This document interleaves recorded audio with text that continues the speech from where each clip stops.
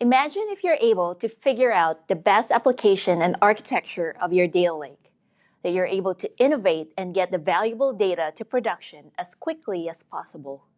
You might ask yourself on how you could confidently do this. You heard testing application is the key to success, but how do you really test your data lake? My name is Marie Yap, AWS Solutions Architect, and joining me is Hemant Barole from our professional services. And we're going to take you on a journey on how you quickly transition innovative, data-driven workloads within your data lake into production as quickly and confidently as possible. In this journey, we are joined by Jane. She's a data engineer of a manufacturing company for sporting gears. She needed to get the necessary data to the coaches and health officials so they can figure out how to forecast the health of the players wearing the protective gears that has sensors. Safety is number one priority. This company would like to recommend if the player has sustained injuries and is fit enough to continue with the game. We're going to join their team to be able to see what are the things that she needed to test. Second, she'll be looking into what are the available levers and options that she can use in creating the test framework. And finally, we're going to see how they have implemented the test framework in AWS. Jane's team has already implemented a data lake in AWS. She would like to introduce a test framework. She would then need to convince the rest of the team members that this is worth their time. So she set up a meeting with the rest of the data engineering team, discussing why they need to build a test framework. Jane started sharing to her team that testing allows them to ensure that new data is properly validated for accuracy and consistency. They want their developers to quickly test their new data enrichment and transformation code. This will save their team a lot of time in getting their data and application to production. Identifying the right architecture that is the most performant and cost-optimized as their data lake scales would put them in a better position in getting the most value out of their data lake. So Jane gets the support from her team members and started the discussion on how they would do this. Looking into their current data lake, they're able to see that their data has a lot of different volume, variety, and velocity. They're ingesting from a batch workload, importing from a relational database, and at the same time, they're ingesting streaming data from the sensors of their protective gears. They're also working with large volumes of data that they are now pondering if they are really going to test all this data, or are they wanting to go to a path of testing a subset of data to maintain the agility within the test process. Next is that they have so many analytics services integrated to their data lake.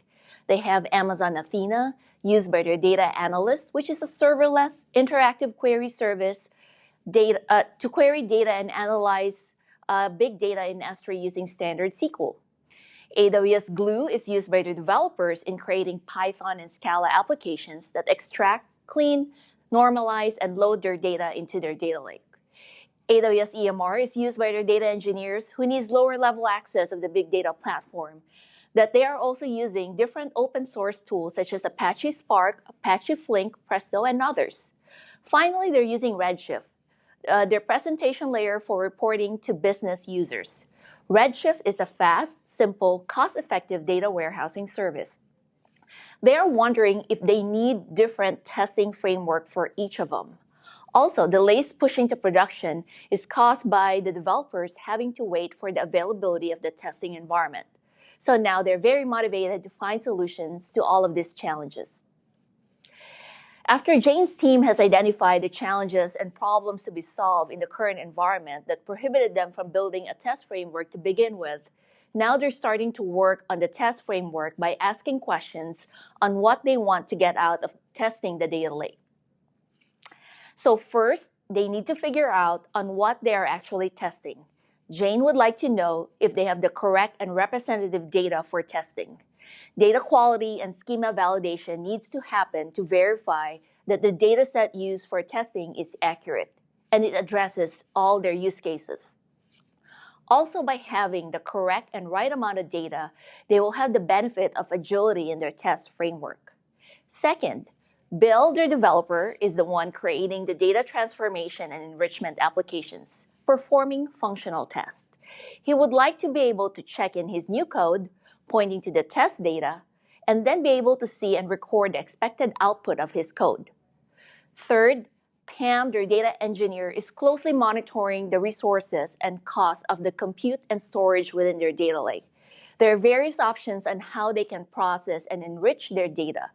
She wants to be able to pick the proper analytical service to use that has the best performance and lowest cost. The team has agreed that they are testing for data quality, application functional test, and architecture performance test. Since data ingested into the data lake are coming from different sources, it could be a relational database, streaming application, data warehouse, and others, you need to ensure that the schema of your ingested data is correct from source to destination. In our example here, Jane has a transactional relational database where she is extracting data from. This data lands on a raw S3 bucket in her data lake.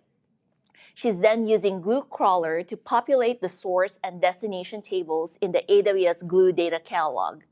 She can then create a Glue job or an AWS Lambda function to invoke the GetTable API and compare the source and destination schema and data type of the two tables within the AWS Glue data catalog. If they are ingesting data from a streaming application and storing the data in a semi-structured JSON format in S3, then what they could do is ensure that they're validating the JSON message and format.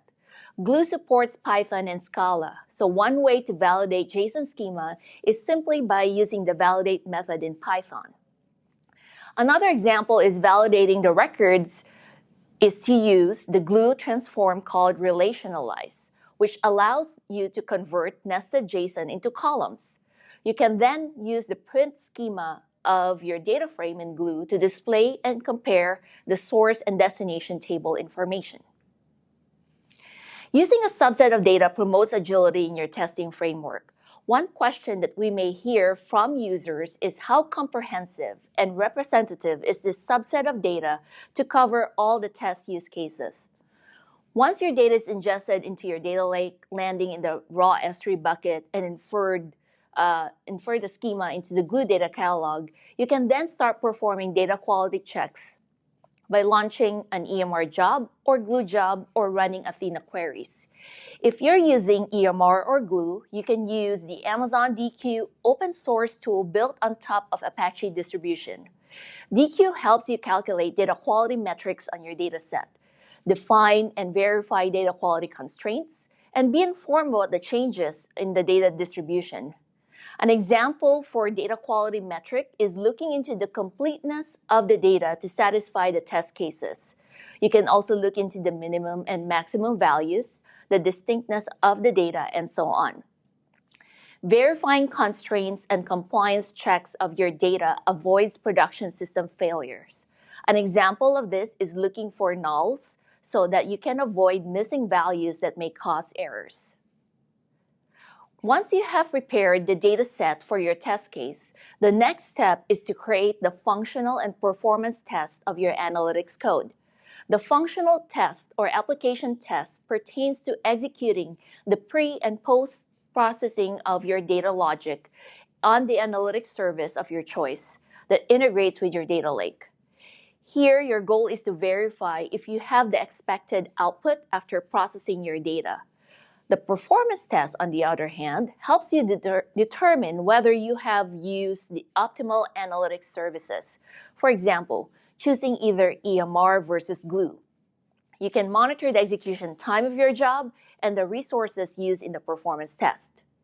Testing can be done as your data moves into the next steps in your data pipeline up to the stage where it gets loaded to the presentation layer. We have identified the different types of tests that we can do and where we can perform it in your data pipeline. Now, let's take a look into the available options in the AWS Analytics services that you can use in writing functional or application tests. So let's go back to our developer, Bill, who's processing and enriching their data using various AWS Analytics services. For batch or streaming workloads, he's using AWS Glue built-in transforms, such as Spigot for displaying errors.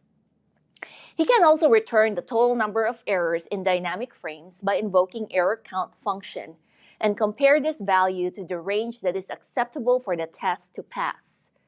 He is also using Amazon Athena and Amazon Redshift to perform aggregation and count queries. He's also using S3 to store the process data, where he can invoke the S3 API to list what are the file size, compression format, key value pair information, ensuring that he is optimizing the structure of his data. He's also working with various team members out there using EMR, where they're processing and saving the output of their data frame operations.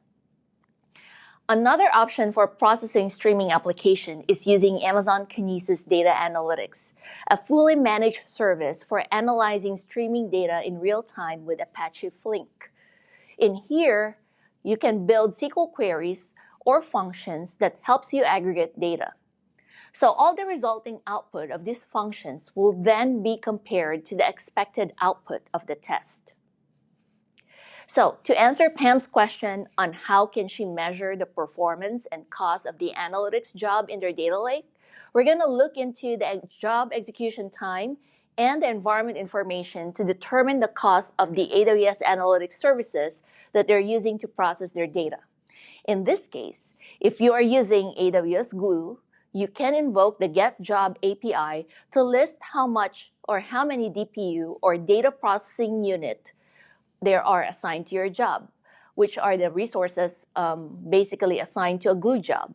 To see how much data is being scanned in your Athena query, you can invoke the getQueryExecution API. For EMR and Redshift, to see the cluster size, you can invoke the DescribeCluster APIs to see how many nodes you have. So putting all these together, let's take a look into the use case of Jane. She's working on the data set of the sporting gears that has various sensors used by the same player. Some of the sensors may overlap, measuring the same metrics. For example, multiple sensors may measure the player speed all at the same time. So there is duplication of data. The sensor data is stored in an Amazon RDS database, which is a managed relational database. In here, she's looking into extracting key information to determine if the player is healthy enough to play in the next game. She's looking to extract 3 fields, such as how fast the player is moving, their hydration levels, and the physical contact impact. First, she wanted to do is verify that the data from the source relational database and the data that lands in the S3 raw bucket in her data lake is correct. So she's validating the schema. Next, she wanted to normalize the measurements coming from different sensors, such as converting the time measurement of seconds to milliseconds. At the same time, in this step, she is testing which analytics service would yield the fastest execution time and lowest cost. So she is looking to test various configurations in AWS Glue and EMR. Finally, she loads the data into Amazon Redshift, where she would perform the final data processing by removing the duplicate metrics from multiple sensors in the same player's gear. After that, the coaches will be reviewing the data if the player is fit enough for the next game by looking into the Amazon QuickSight dashboard, which is a scalable, serverless, embeddable machine learning business intelligence tool. Now, Hemant from our professional services will continue to work with Jane in implementing the test framework in their data lake. Thank you, Marie. Now let's look at how Jane builds the data lake test framework that can be used for batch or streaming data and also integrates with the various AWS services in your data lake. Here's a high-level architecture of this test framework. The test framework can be applied to the various stages of data processing in your data lake, all the way from the ingestion to the analytics layer.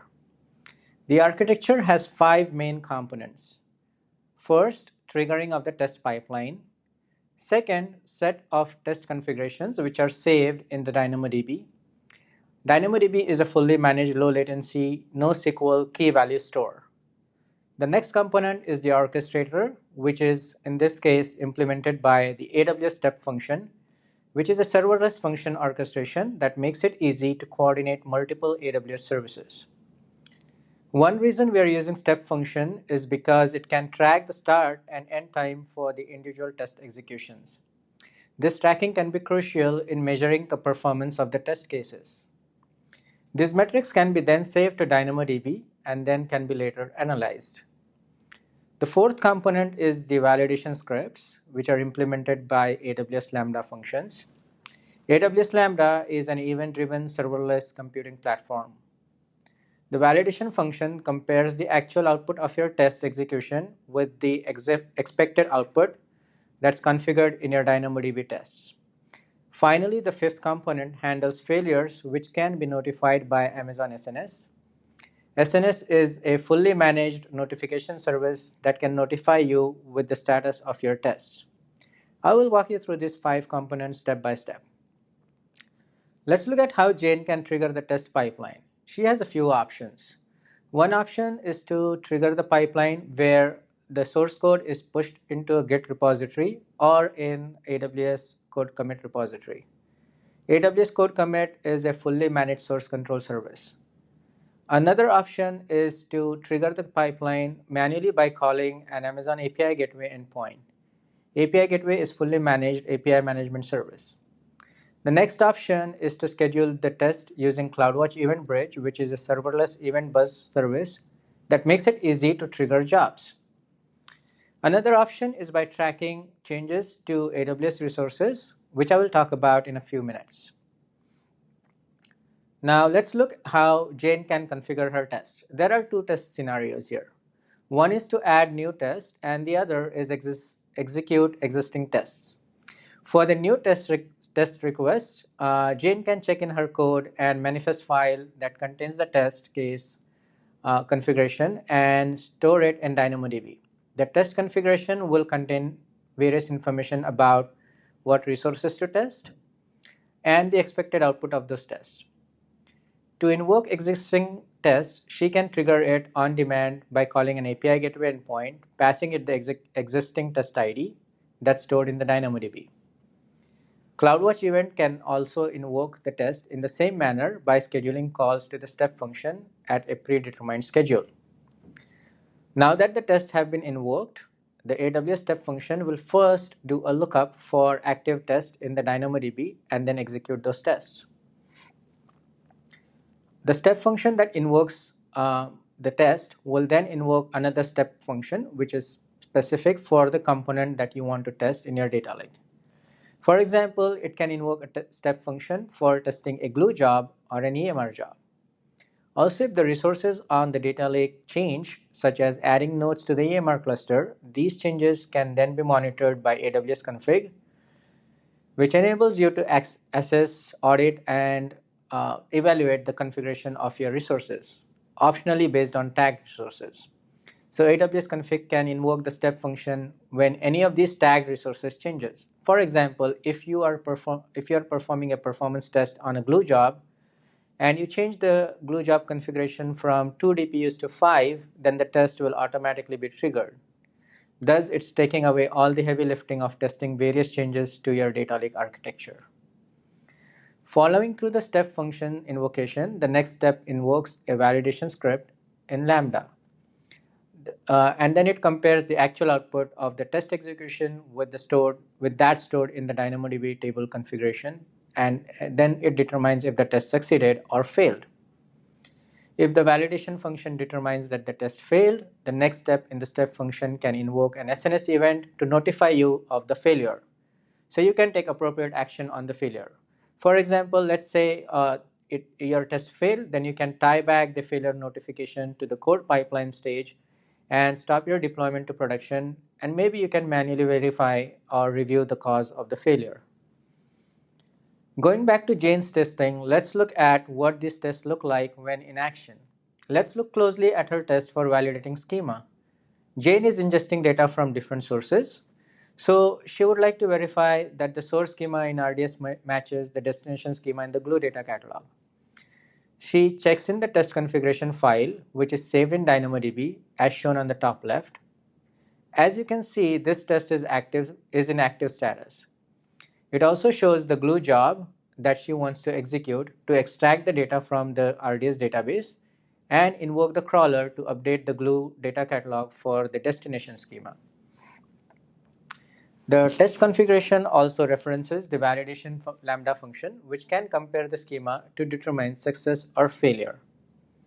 Once the configuration is added and the test is triggered, the step function begins execution. The step function then invokes another step function specific to the component to be tested. In this case, a glue step function, which ingests the data and infers the schema in the raw S3 bucket and updates the glue data catalog with this inferred schema.